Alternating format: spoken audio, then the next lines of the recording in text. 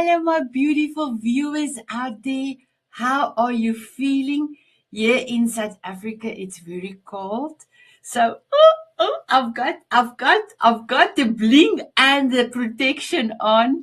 So I am feeling over the moon. I'm having guests from around the world. I cannot wait to share. I'm in South Africa. I've got Canada. I've got San Francisco. I've got hot Phoenix, Arizona. And I know I don't pronounce Phoenix right, but this is the best way for me to pronounce Phoenix. Phoenix? I can't. And then when we go all the way around, we're getting to um, Australia, I think Queenstown, she said, uh, uh, and then I don't know Tasmania, but Tasmania, I don't know if there's a suburb, but Tasmania. When I asked her, and one of my guests, I said, I always said I want to go to Tasmania. And yes, she's from Tasmania, and she actually made us on the Diamond Beauties and Tanzanite Euros, 51 countries. We were so excited that we are now in 51 countries. So my beautiful viewers out there, the Diamond Beauties and Tanzanite Euros, my two amazing community. What does, if I say you this title, the vulnerability path, what does it mean for you? What does vulnerability means for you? Sometimes you think it's good to show everybody, to put that mask on and show everyone that you are powerful, amazing. But inside, you sometimes need to be vulnerable, need to put yourself out there.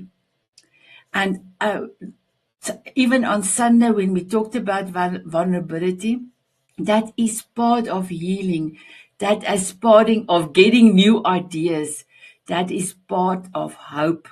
So I know that you will love our show today because all my guests is gonna blow your socks off. So are you ready? Ask me, ask me. I am ready for my guest. I cannot wait. I cannot wait. So, are you ready to hear my beautiful sponsor, Jose Escobar? And then, as soon as the video is finished, my guest is here. My guest is here. I cannot wait. Here we go. Is Jose Escobar. I live in Washington, D.C. area. I'm a family man. I'm an entrepreneur, coach, author, and speaker. I have communities. I support people. I'm a servant leader, and the list goes on. And I'm primarily the CEO of the Connected Leaders Academy. That's my bread and butter. That's my core offer, right? That's where I put most of my time and energy. And the Connected Leaders Academy is a growing community. It's a tribe of some of the highest level entrepreneurs from all over the world. We're now over 350 plus members, 42 states across the US, and 17 international countries. If you're an entrepreneur out there that's looking to grow personally and professionally, scale your influence, develop your skill sets, move the needle in your business, more money, more clients, right? This is the community for you.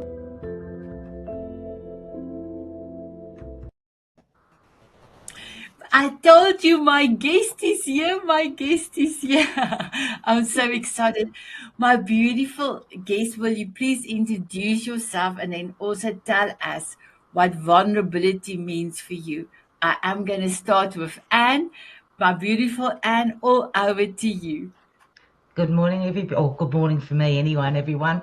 My name is Anne James. I'm from Tunbridge in Tasmania. So just to correct, Sanet, Tasmania is part of Australia. We're just an island state. So I guess I identify as we all do by what we do. So I am a mother, I'm a daughter, I'm a sister, a wife, a grandmother. I'm also a writer and a storyteller, and I'm a retired registered nurse. Nursing for me is not just part of what I did, but it is part of who I am. It's written in my DNA.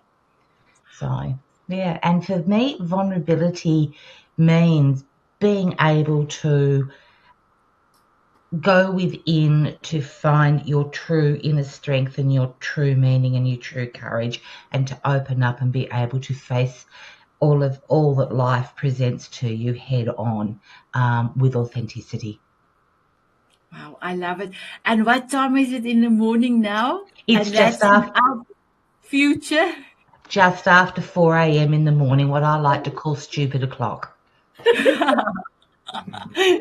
And wow, and you next to you is your beautiful sister. So my beautiful Wendy, can you please introduce yourself? And it's also 4 o'clock where you are, just after Yeah. 4. Yes. Hi everyone. It's a pleasure to be here at this wakening hour on the other side of the world to you all. So I live in beautiful Queensland in Australia. So Anne is down the bottom. I'm sort of halfway on the main continent at the top. And you define yourself by what you've done in your past, but I define myself as being a wellness advocate all my life. So, and you'll hear the background story from that as to why that is really important to me. Registered nurse, retired just as Big Sis, and a wellness advocate for the last 10 years after a few changes that happened in my life. I'm also a family person. We've got 5 children between us, 2 little 20 granddaughters. They're 11 and they're the bubble in my life. They come here every Wednesday afternoon and brighten my day. But vulnerability means to me is what that means to me. It's a place of your own uniqueness that's shining through. Sometimes when we're in a place of vulnerability, we don't actually recognise that. And I think through the wisdom of time, you come to see those points in your life where you can see that that is your inner you trying to reach out and grab you and really awaken your own uniqueness that needs to come through. So pleasure to be here and lovely to meet our fellow presenters today. Wow, amazing. Thank you, my beautiful Wendy. My beautiful Christa. Yes, so excited to be here. Thank you, and amongst everybody else. So I'm Christa. I am from Canada, and I am Amazon #1 bestseller of the book Skip the Pain, Experience the Pleasure. And my tagline is cut the crap that's holding you back so you can live the life you love. Yes, I'm blunt. And I share in it basically who I am and things I've overcome. And what really is my passion is being a health advocate, an energy worker. I have a background in nutritionist, and what lights me up is being on stage or any TV shows like this and podcasts to share my message, to give clarity for people to stop living a life that is mundane, but to live a life they love. And what vulnerability means to me is it's okay to share your weaknesses and be authentic, but you need to take responsibilities for your actions instead of blaming other people. I love it. Thank you, my beautiful Christa. And we're going to hear a little bit more about your book in a few seconds. My beautiful Aaron, can you please introduce yourself? Well, good morning, good afternoon, good evening to everyone, depending on where you're at. My name is Aaron Heimes. I'm the CEO of the E360 TV network, where the show plays, based out of Phoenix, Arizona. Hot Phoenix, Arizona. Yes, so that's me. Oh, wow. And what does vulnerability means for you? Well, I looked at it from a business aspect because that's the most applicable in my day-to-day life. But then, of course, it can roll over to personal relationships too. And I think of vulnerability as, one big things is, of course, in a leadership position, whenever you find yourself in that leadership position, whatever it's personal or whatever it may be, I think it's being okay to know that you're not perfect and you are human. And I think that's I think what that does is it bridges a gap between you and other people, that you are no one's perfect and you're going to make mistakes, but going beyond that, and that allowing that vulnerability and for those mistakes to happen and stuff is not only tolerated but celebrated, because that leads to sometimes the biggest achievements, is because, you know, there's not a straight path on anything. So I think there's a real good business reason for vulnerability, bottom line. And it really builds trust and enhances a team to be able to have that free flow of conversation. But I think that you can take that in your home at the same time, and showing to your spouse or whoever it is that, yes, I'm not perfect by any means.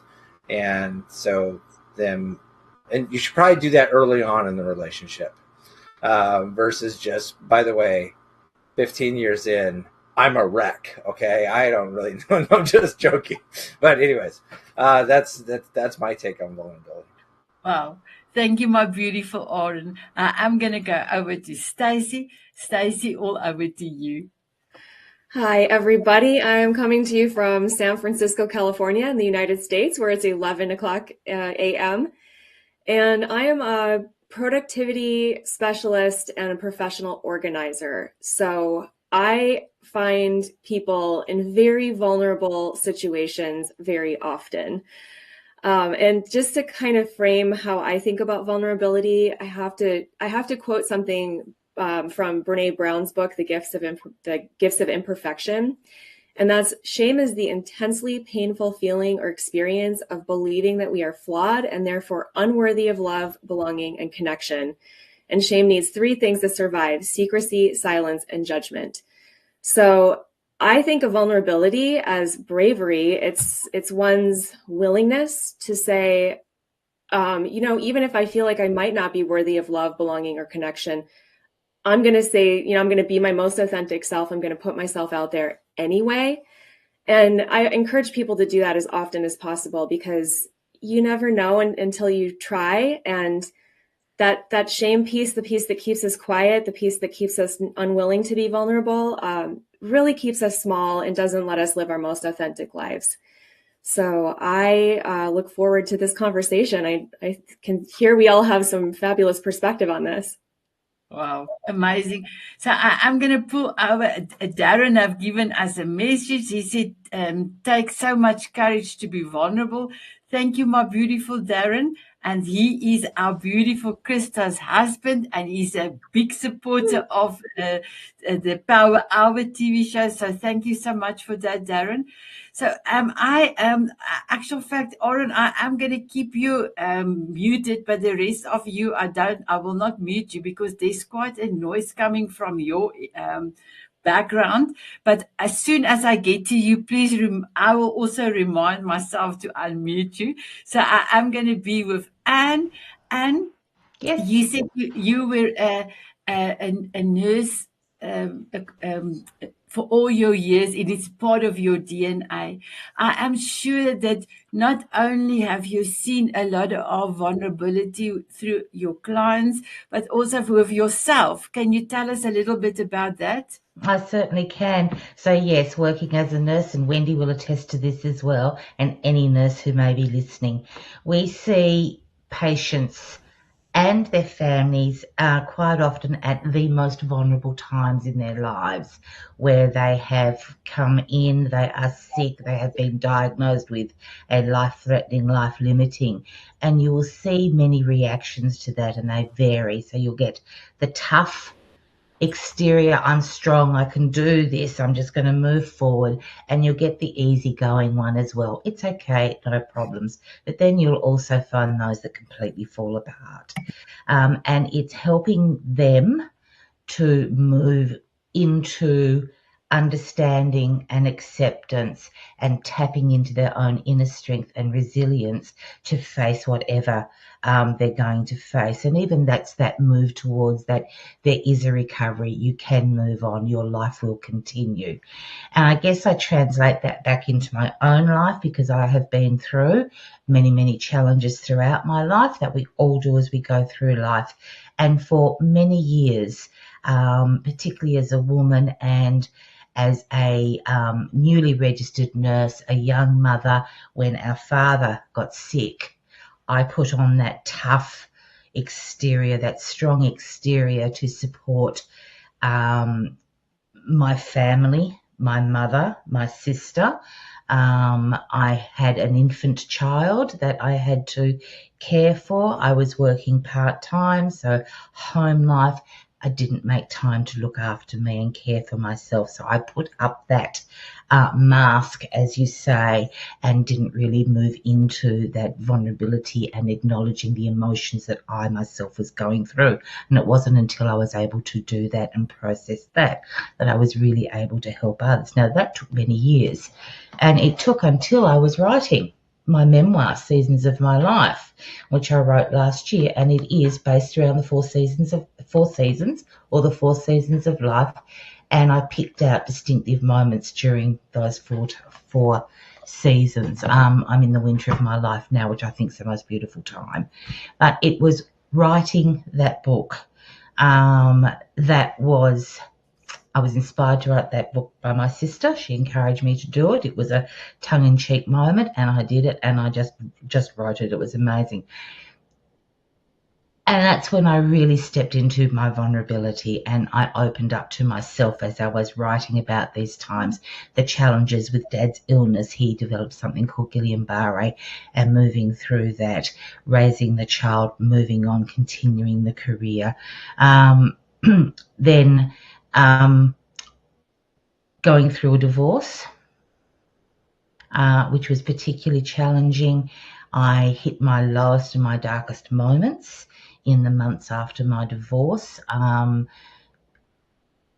And it didn't really take until I was writing this book that I truly opened up and I became vulnerable. It was put on the page about all those things that I did face and that I hid from the world and I hid from myself. So that book became quite a healing process for me and allowed me to move into, as I said, my authentic self and moving forward from that. I gave myself permission to forgive myself and to move forward. And then my own journey with chronic disease. So I was still working. I was working in general practice by that time. I was helping other patients navigate their life with chronic disease in collaboration with their other healthcare professionals. But the space that I created for them was a space where they could sit and they could open up and I could ask them, how can I support you and move forward, so that they could actually address the emotions, the fear, the uncertainty, the unknown. Is my life over? And that continues to be my passion. Even though, as I said, I was a retired nurse, I still want to help and motivate and help other people to navigate life and go beyond their limits and live the life that they deserve. I love it. And you are going to do an amazing free masterclass for the Diamond Beauties next week. We are looking forward to that. I am. Thank you so much, my beautiful Anne. My beautiful Wendy, if I can then move over to you. I know that part of what you do now, you help amazing aspiration writers to start living the idea of writing a book. How much vulnerability as story strategist, a book strategist, much vulnerability do you see with this client in front of you? And then what will your advice be for this particular person that goes through this, must say, Sanet, it's a wonderful opportunity that I have at the moment that that my publisher, when I met her 6 years ago to write my first book, we must have been on the same brainwave, Christa, because mine is called Midlife Mojo, You're 50, Cut the Crap. So, and that is about, realize at a pivot point in your life that you realize that all of your lessons up until, 50-ish are teaching you the value of life. So you've just heard from Anne that I had a pivot point when I was very vulnerable at 17 by losing my able-bodied dad to this insidious disease that was no fault of his own. And it taught me the lesson of the value of life and the value of your uniqueness shining through, as I said at the beginning. And now that I've moved into the twilight of my nursing career, I reached a vulnerable point that I wanted to make some decisions around where I wanted to be personally. And I had the opportunity to join our publisher for that role. And the title of the role is called a book strategist. And it sounds very technical and operational, but it's not. When I speak to new authors coming through, they're very fearful. They've got their ideas for their concepts around their book, and they put on this mask, and I have to slowly bring that down to work out what is the true essence of what they're trying to write about. Where is their book going to lead them to, and what do they want to do beyond their book? And it's usually they have a very big vision that they want to impact the lives of others that may have been through something very similar to themselves, and they think that they're alone, but then they realize that they're not. There are many people around the world that need to hear the message that they have inside. And hence, that's why I said to Anne Tunning-Jeek, when she was telling me about her beautiful garden and how that was reflected of her life, I said, you need to write a book. And it sat with her for a week or so, not even that long. And then one day, and she came to our seminar, and hence she's written her book. I've gone on to actually write 3 books. This is the first book of a series. It's called Dear Nurse Me Reflections. Anne is actually a co-author in my 3rd book, and that is our vulnerability as nurses coming through both personally and also with some client stories. It's 2 a.m. in the morning where nurses hear the vulnerability from their patients. It's when everybody else has left and they're at the bedside and they're listening to their stories of what's actually matters to them. And here is where the professional nurse takes off our mask and we become human and we connect with them to listen. So this is what I mean by your vulnerability is your uniqueness shining through. It's the true reflection of what you have inside to help other people, to help themselves. And my gold nugget is around kindness. Kindness to others, but also being kind to yourself and listening to that vulnerability inside because it has a message to give to others. That's so beautiful. And then I just wanted to say both of you and to all the nurses and doctors out there, thank you for all your service during COVID and after. We can only say thank you for your service. So thank you so much, my beautiful Wendy. My beautiful Christa, I would love to ask you, there is a lot of what's going that people see your beautiful face, but there's a lot that is going on, and you show up, you show other people, you show up, but then there is also time that you also are vulnerable and have to take care of yourself. So how does that make you feel? And then your family around you. I'm just gonna mute Anne, and I will unmute it again. So your family around you. Can you tell us a little bit about that, please? Absolutely. Thank you for asking. So I'm going to step back a little bit. And years ago, I was hit head on by a full-size pickup truck, and I survived. And just before that, my best friend passed away. So I had this survivor's guilt. And that pushed me into like this perfectionism. I had to do everything right. And 1 year, 1 month, and 1 day later, I held my husband as he passed away in my arms. So I was a young widow and a single parent and trying to navigate the balancing of wanting to be this perfect parent, as well as I worked in hospitals and long-term care as a nutritionist and a director of the department, and wanting to balance that part out as well. So I had to be very vulnerable with my time. What happened is I didn't take care of myself.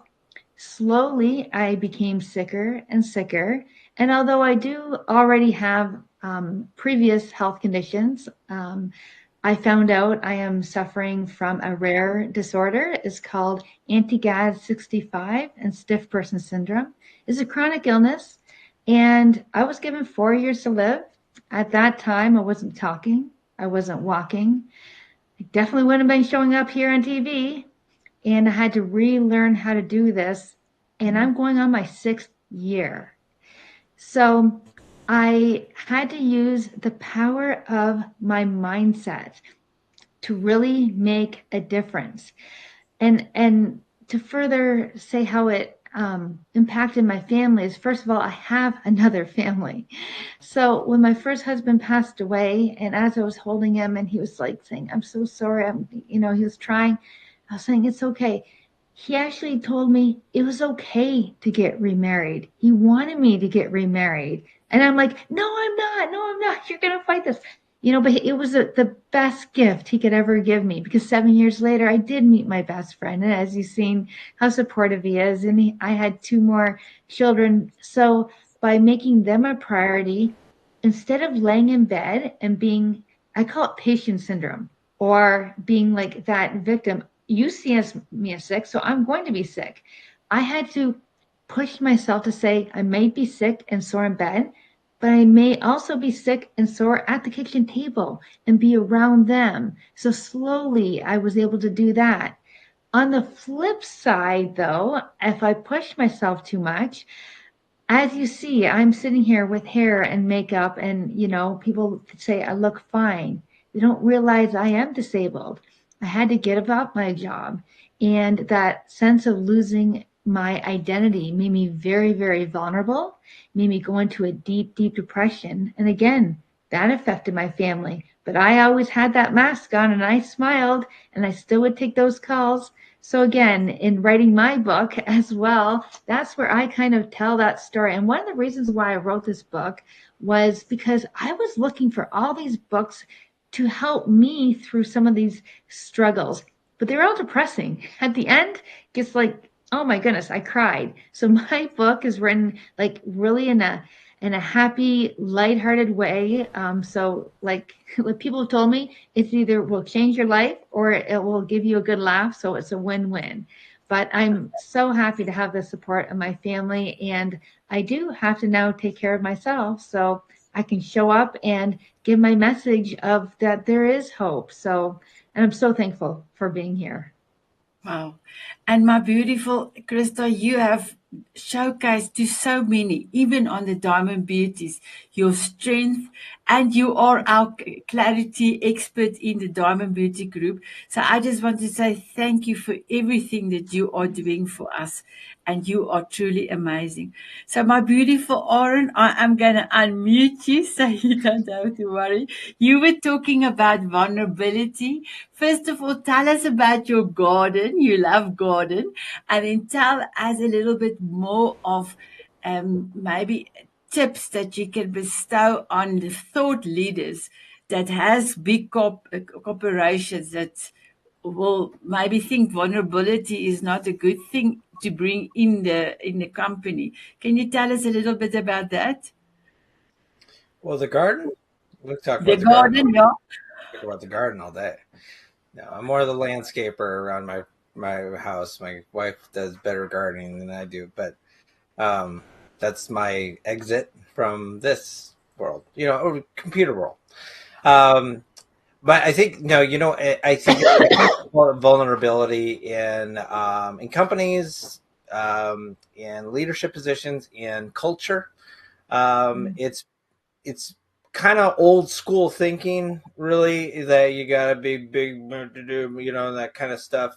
Because we've had a lot more, over the last couple decades, a lot more women get in those positions that brought a lot more empathy and those types of things into the workplace. versus the whole masculinity thing. And I think that allowed then men to embrace that, because they may have already been feeling that. But I think that vulnerability came along that whole track. And I think it's so intertwined with empathy and being human and just wanting to connect with people. And you can't really do that if you're just going to put up a fa personality and, hide behind your suit and all those things. If you really do want to connect, then you have to get down to that earth level, because that's what we all are. So I think the vulnerability comes along with it. It also allows you to be more free form in your conversations, because you're not trying to remember what you're supposed to talk about versus what you're not supposed to talk about. I don't want them to know this, because all of a sudden, when in all actuality, you bring out and you come out about your vulnerabilities in however you message that. And people are mostly like, that makes sense. Yeah, I'm an entrepreneur, right? Been doing this for 15, 16 years or something like that.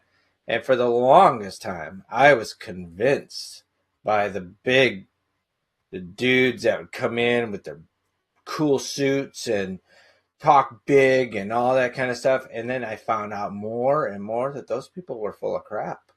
And then when you really got in line with the true entrepreneurs and you were authentic and vulnerable with them, and you said some maybe profound things that those other people would have been like, don't say that. Those were the people that were like, yeah. And then that's where you can kind of get into your own, like, okay. And then it's vulnerability, and then it builds into confidence, because then you're like, well, this is reality. And then next thing you know, you don't know why you try to hide behind that mask for so long. You just gave me goosebumps. Ooh, ooh, ooh, ooh. Vulnerability turns into courage, bravery. I love it. Wow, that's amazing. Thank you, my beautiful Oren. Before I go to Stacey, I wanted to ask you one more question. I know that you have so many ideas and vision for E360 TV. When we come around, are you allowed to tell us a little bit about the ideas and things that you are going to put out there? If so, then you can just say yes, and then I can ask you the question when I come around. If you say no, I will ask you another question. Okay, fair enough. Okay. Perfect. I hear the noise is not as much. It's there. I'm gonna put you on mute. So Stacey, it's all over to you. So my question to you is, you are helping people that are vulnerable. So I know of quite a few people that have so many things they have from their room. They are from their room to their. It's just a small patch that I have to go through, and I'm sure you also do see quite a lot of that in your business. If you knew you're going to help somebody, how do you prepare yourself to be able to do that? I have to be vulnerable myself because I'm often going into people's homes. I do a lot of virtual work now, but for years I was primarily going into people's houses and helping them declutter. And that seems like such a easy thing, declutter. Sure, I've got too much stuff. I'll just get rid of it.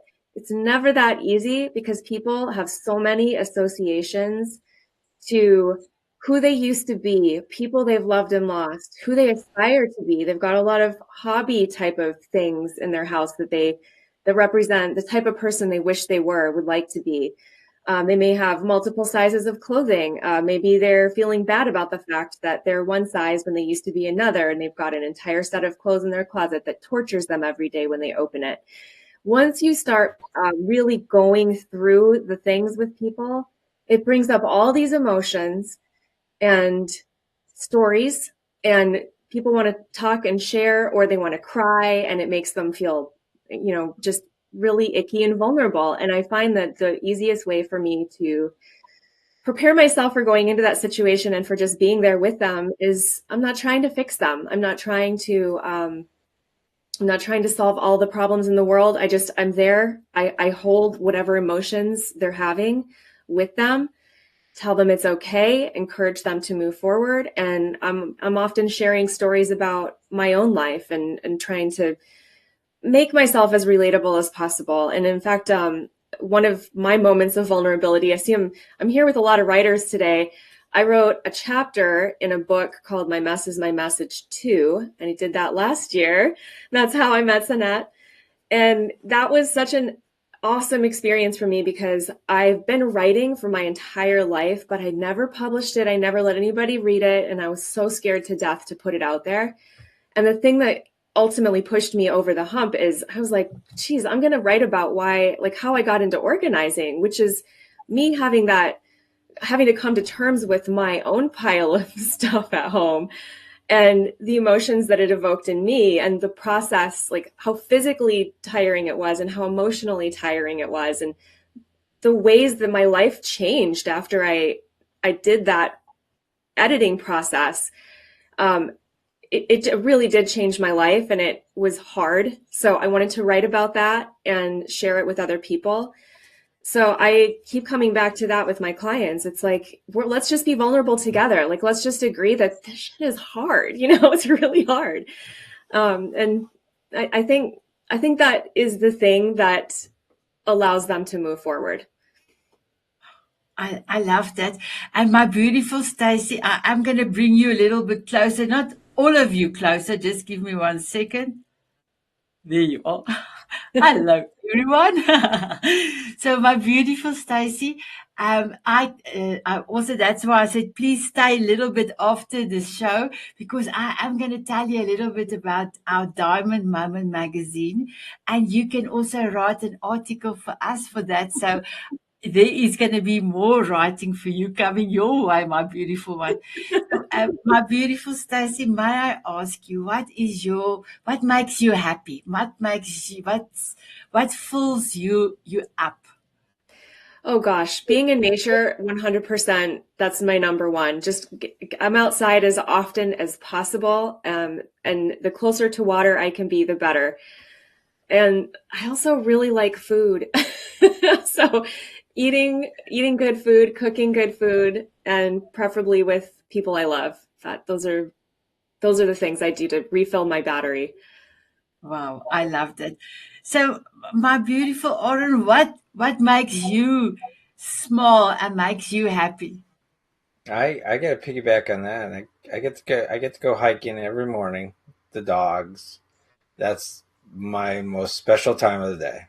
It's the calm before everything, before this day starts, and just being able to hang out, some hawks and some, and there's rabbits and a few coyotes, but that's when I feel the most calm. I should say, I would say happy is just calmness and good. So. And I must just say, I spent a few hours with Oren on a production you have done for a big charity event, and you have cool gadgets. I was in control of one of the cameras, and it was like, wow, I love it. Go a little bit closer, come a little bit back. I'm almost talking on Afrikaans. So I really love your gadgets that you have helped me spend with you, my beautiful Oren. So thank you for that. My beautiful Christa, what makes you feel fulfilled and happy? I think when I am my most authentic self and really can share my message, because I'm here. I had near-death experience. I have no idea why I'm still alive, but that's not my decision. I'm here for a greater reason. So I have to step way outside my comfort zone. I'm saying way outside my comfort zone. I have to show up. I have to be honest. And one thing, Erin, I do want to say, because it popped in my mind, I used to say a lot of times that leadership is not about power, it's about being empowering. So just wanted to share that. Wow, I love that. That is beautiful. Thank you, my beautiful Christa. Wendy, What puts a fire in your belly? What makes me joyous, and I'll say joy rather than happy because it is pure joy that comes forward, is experiences. And I try and teach that to my grandchildren because it's bringing, if you remember being a child, it's not things that you remember, it's experiences. And I try and impart that to my grandchildren because coming to Nanny's house gives them experiences that they're going to live forever. And I think that's true for everyone. It's memories. You only have one life, one day at a time. So having each day as an experience is memorable. Like, I'm going to remember this for a very long time, this opportunity, this experience to actually speak to people around the world where we can, share our message out there. That's a wonderful platform that you have, Sanet. So congratulations to you. And that brings me joy that we know that our words are reaching far more than our front door. It goes around the world. It's wonderful. That is so beautiful. Thank you, my beautiful Wendy. So Christa also loved to talk about experience. And for me, before moving over to Anne, I tell everyone I am the experience, because when I go to the bed at night, I will ask myself, Sanet, did you leave your sparkle in somebody's heart and memory for today? And I can, for the last 5 years, give a air tick, but it's now winter, so my hands is underneath the blanket, but then I will do a air tick with my head, because that is all. All what we can do is create an experience for people to feel value and to see the love because of the interaction and the experience. So thank you so much, my beautiful Wendy. I didn't even know we have that in common. I love it, and I love to play every day. I love to play, and I cannot wait to see my grandchildren. They are in New Zealand, and I'm going the end of September, and my new grandson is coming the first week in October. So I'm so excited. My beautiful Anne, what makes you happy? Am I off mute? Yes, I am. So moments. So moments that you experience every day, moments that you share every day. And it can be a word, a funny comment, a smile when we're with our grandchildren, particularly the younger ones, the little boys, whether we're with them in person or whether it is via Zoom. We do a lot of FaceTime and what have you as well. Reason behind that is I, Christa, as well, have a autoimmune condition that leaves me severely immunocompromised with disability. So I don't connect face to face a lot for various reasons. But we're on that Zoom, and one of the grandchildren will just come on and go, "Hi, Nan. Hi, Nan," and then they're off again. And I just love that. And then them being so free and easy and relaxed when they're with you, so that they will share with our older grandchildren. So our 14-year-old grandson, he is so articulate. He is a deep thinker. He's very intelligent, but he will share, and he will share quite happily, and that is what brings me joy, and absolute joy, and puts a smile on my face. I only have to if I'm in one of those moments where, so I call my autoimmune condition Jan. So when Jan is misbehaving or playing up, and I can say, "Go away, Jan, thank you very much."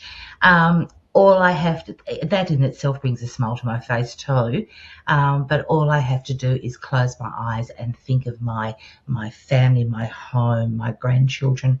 Joy. Wow, I love it. Thank you, my beautiful You Anne. asked me for a gold nugget earlier, which I forgot to give you, and it is what I say to my grandchildren, and it came from the book, and that is to be true to yourself, believe in and have faith in yourself. Oh, thank you, my beautiful one. So, Stacey, do you have a tip for the viewers out there on vulnerability? Oh, I'm so sorry, Stacey. I did mute you. I'm so sorry. I muted Okay. myself. I think that people are very reluctant to be their most authentic selves because there's risk. They feel like there's risk. There's always the chance that somebody is going to think you're weird. I don't know, maybe stupid. It doesn't matter what the pejorative is, but you just never know for sure how people are going to react. So this one thing that you might be holding back because you're really reluctant to share, it could be the thing that's a light bulb moment for another person. It could be the thing that inspires them to be authentic and more vulnerable with the next person that they encounter. You have no control over anything at all. And so I would just say, do your best to release that fear and go ahead and say the thing, do the thing, be the person you know you are, because not everybody is going to like it, and that's fine. But the people that do, that see you, they really see you and they need to. Wow, I love that. Thank you. Christa, do you have a tip for the viewers out there on vulnerability? I will echo that. For me, is getting out of your comfort zone. I know for so many people like me, I was in fear of judgment and rejection. So by getting out of my own way and out of my comfort zone, I had no idea the amount of people I would impact. And nobody knows that the one thing they say or the one thing they may do or the one thing they may put themselves out there for, they may change someone's life. So that would be my message. Wow, I love it.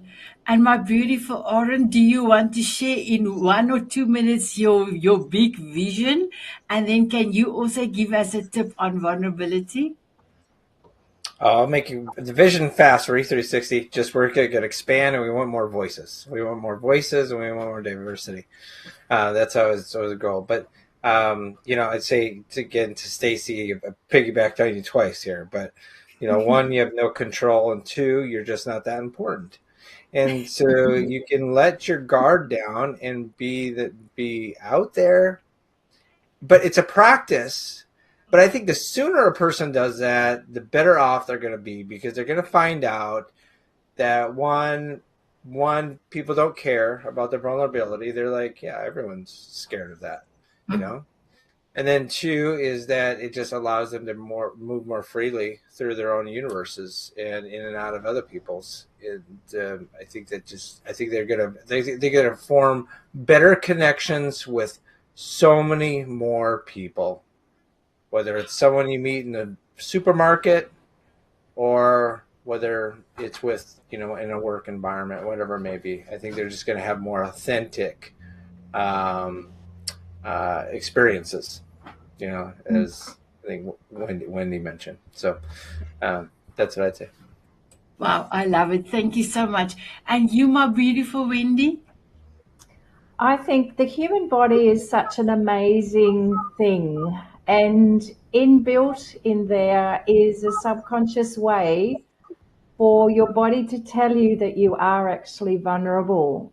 I certainly ignored a few signs in my earlier years, and it wasn't until I was older that I could look back and recognize that I was actually in a vulnerable place.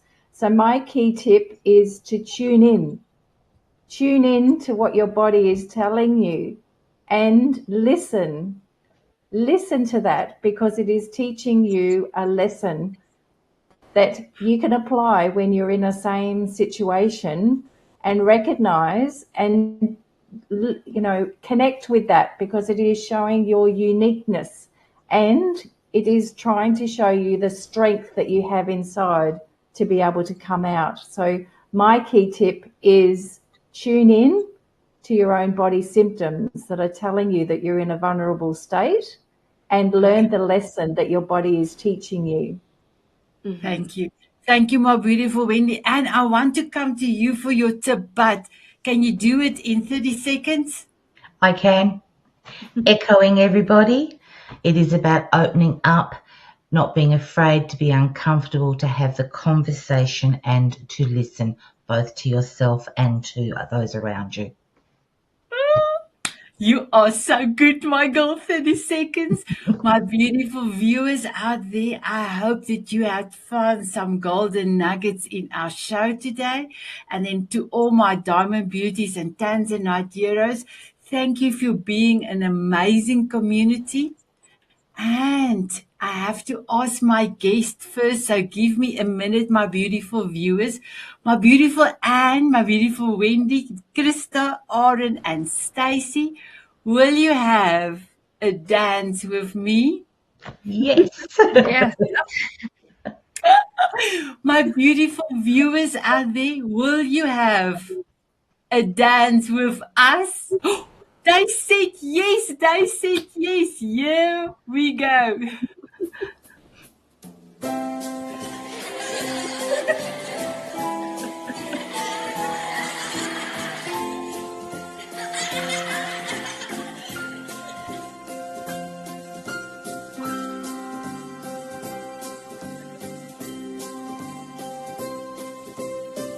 Walking on sunshine or dancing in the rain. Sprinkle me with fairy dust so I can fly away. Smiling at a moonbeam or swimming in the sun. Sprinkle me with fairy dust and come. Aaron, you're just smiling, Aaron. Look. From butterflies to eagles. Oh, there's magic